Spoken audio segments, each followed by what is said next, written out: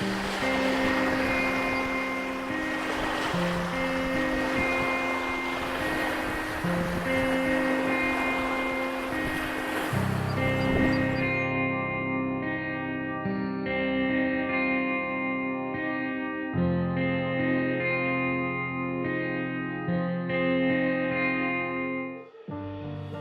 Seaside Sanatorium was built during the 1930s for the treatment of tuberculosis in children.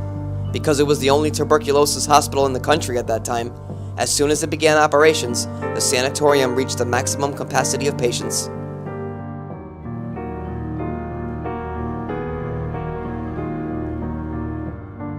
Built directly on the beach, the location of the Seaside Sanatorium was an interesting choice because at the time, medical officials believed lots of sunshine and fresh air could actually treat the illness.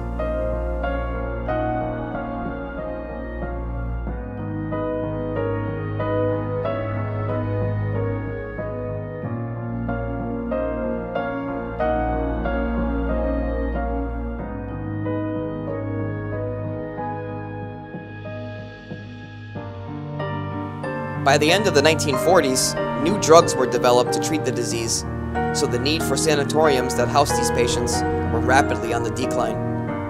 In 1958, this property then served as a home for the elderly for just 3 short years.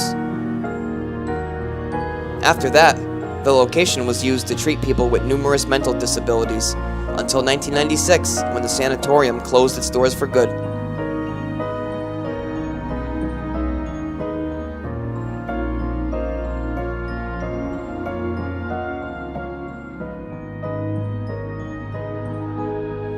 Like many other sanatoriums, Seaside had its share of bad publicity, and many horror stories were told over the years regarding the mistreatment of patients.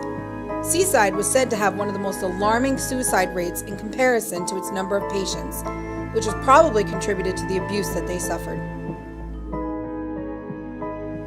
One such incident of neglect led to a patient's death after only being in the facility's care for 7 days. The patient was brought to the facility with her medication for seizures that she suffered from, with instructions to be given the medication daily. A week later, the patient passed away.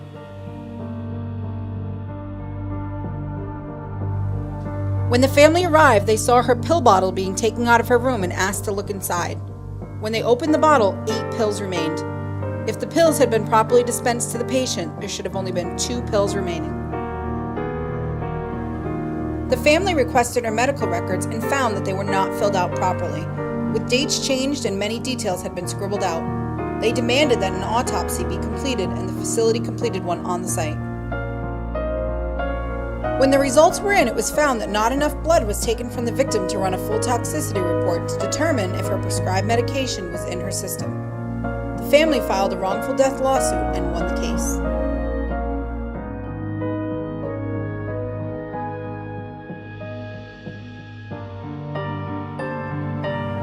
A psychic medium who had visited Seaside Sanatorium stated that they had an overwhelming feeling of neglect and sadness coming from these buildings. There have been witnesses that claim the spirit of a woman has been seen wandering the top floor of the main building. Screams and moans have also been heard, echoing from these structures with no certain origin.